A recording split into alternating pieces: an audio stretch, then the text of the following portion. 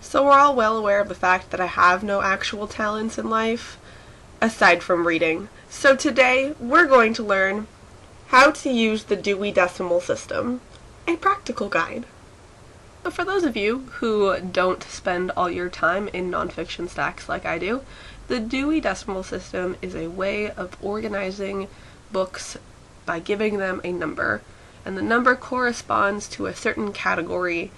And then there are many categories in the Dewey Decimal System. You can get a number ranging from 001 to 999, and then all of those broad numbers are kind of broken down into bite-sized little spectrums for you.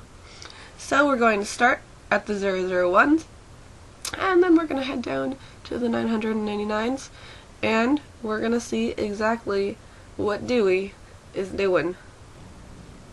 So starting from the very beginning, we've got 001 to 100, which is kind of the section where we throw everything that doesn't really go anywhere else.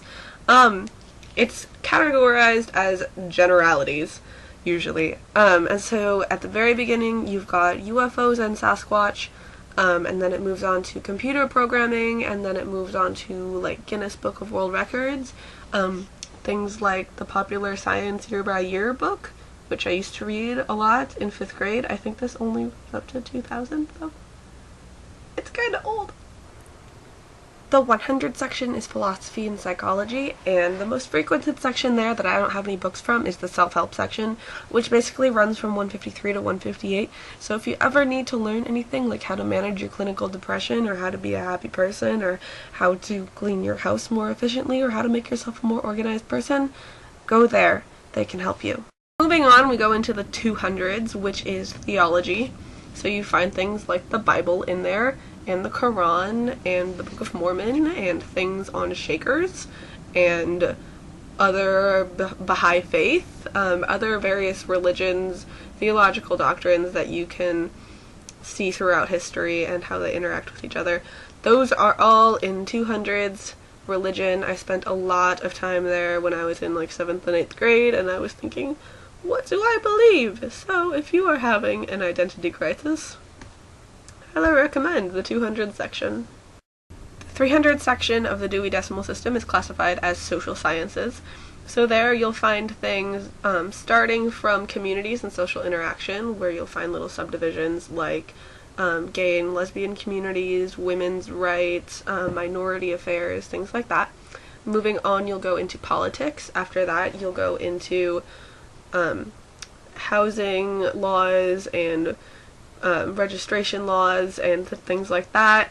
Later you'll get into divorce courts, criminology, the Constitution and Bill of Rights for children, and so on, and it ends up getting kind of weird in the social sciences. It goes into education, and then there's a section on like trains and stuff like that. And then fashion, which is super important and delightful to read about, and then etiquette, and how to host your own wedding, which is very important, as we all know. I love the 400s because usually it's a tiny section, because 400s is just language, and so you've got dictionaries, you've got etymology, you've got thesauruses, different things like that, and then you've got really fun French books like Merde, the real French you were never taught at school, and Wicked French, which teach you how to sell horrible things like, would you like me to rub cocoa butter on those? True fact. You should learn that. 500s are natural sciences and math. Yay! Math! I definitely don't miss doing you at all. So if you ever need a guide or a textbook, you can go in the early 500s. Moving on, you've got natural sciences, so you can learn about snow and mountains and rocks and things like that. And then late in the 500s, you get animals, which are always fun. These are books by the Cousteau Society that were published in like 1989, and I have them for some reason, and they're cool, and I used to read them a lot. Look at the dolphin. This is the 500s. This is why you should read books. Moving into the 600s, we have surpassed our halfway point. It's technically classified as like the technology section, but it encompasses so much more than that. At the very beginning, you get a brief history of science. Moving on through that, you get medical issues, ADHD, nutrition, how to cope with cancer, things like that. Moving even farther along, you've got how to use your iPod, how to fix your car, things like that, weaponry. And then suddenly you end up in how to organize your house, how to make wine, how to make curry, which is good and you should eat it. And that's a giant cookbook section. Then you get into how to manage your own business, how to process furs, wine, whatever kind of thing you want to make. There is a book on it, probably in the 600 section. Learn to do things, go to technology.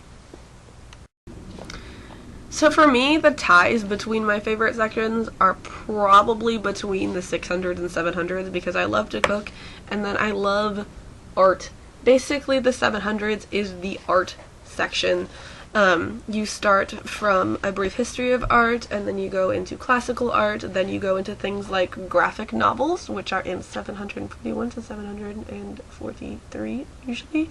You also get books on knitting, crocheting, how to do crafts, how to do things like that. And then further down you get music sheets with lyrics and how to play things on guitar. You get a history of Broadway, stage acting, monologues, tricks, like magic tricks are kind of thrown in there, and then like a history of games. And also if you ever like need that World of Warcraft gaming guide or that Dungeons and Dragons manual that you've always kind of been eyeing but never wanted to buy because you thought people might make fun of you, yeah, you can check that out from the library and feel totally okay because we do that stuff too. 800s! Oh my god, we're almost there! Okay, 800s are all about writing in the English language and being totally cool. So the early 800s, it's like how to write children's literature, poetry, how to get yourself published. Then moving on, it's more poetry, formal essays, funny essays, classic lit. Shakespeare pretty much gets his own section in the library, in most libraries, because he surprisingly wrote a lot of things. Huh, who'da thunk? And then moving past that, you also get classic things like Oedipus, the Iliad, other things like J.R.R. Tolkien's series, Lord of the Rings series. Harry Potter is also kind of a burgeoning section there. You get a lot of literary analysis for Harry Potter in the 800s, which is really interesting to read if you're into that kind of stuff. You also sometimes get really cool books on literary trivia there. So if you ever feel like challenging yourself and seeing how much random crap you can gather up when you read, the 800 section is for you. Finally, you're in the 900 section and you're done. So just a brief synopsis of what's there. You start out in maps, then you move on to travel guides, which is where my dad and Jessica's dad hang out a lot. Then you move into genealogy, then you move into baby names for some reason, then ancient history, then modern history, pretty much starting with World War II and the Holocaust. Then you go through that, and then you end up in 999, which is history of the Arctic, which I'm sure is really, really short and really boring. And then you're done. Huzzah! You have made your way through the nonfiction section of your local library. Congratulations. Pat yourself on the back. So even though I know both of you guys spend a considerable amount of time in libraries, I thought it's always fun to go around and like highlight specific areas and what you can find there, because I am a huge nerd and I want to be a librarian when I grow up, because I love books more than I love people sometimes. Yay! Books are for winners. So, yeah, that was actually really fun to make. And I am home. This is my room behind me, and I haven't talked to either of you in a while, and I'm sorry this is up on Saturday again, and I suck as a person, but hey, at least I know the Dewey Decimal System. So, I will see you girls later. I love you both lots. And I miss you, and that looked like a circle, but now it's a heart.